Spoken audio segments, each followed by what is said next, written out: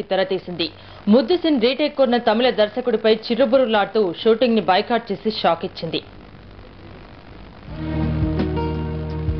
Public లో కురచ దుస్తులు వేసుకుని అందాలు ఆరబోసిన శ్రేయ వివాదంలో చిక్కుకుని తర్వాత సారీ చెప్పి సర్దుకుంది. తాజాగా ఇప్పుడు తమిళ్లో కందస్వామి అనే సినిమాలో విక్రమ్ సరసన హీరోయిన్ గా నటిస్తోంది.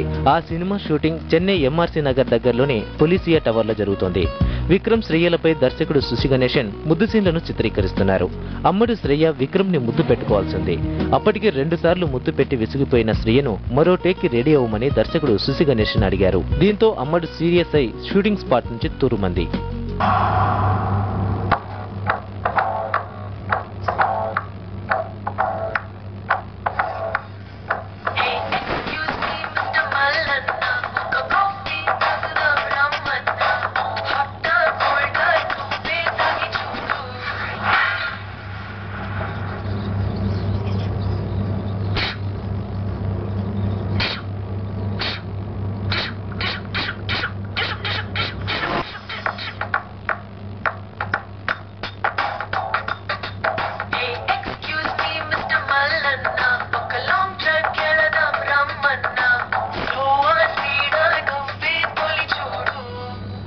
ముద్దు సీన్లు ఏ సినిమాలో ఉన్నా చర్చకు దారితీస్తుంటాయి.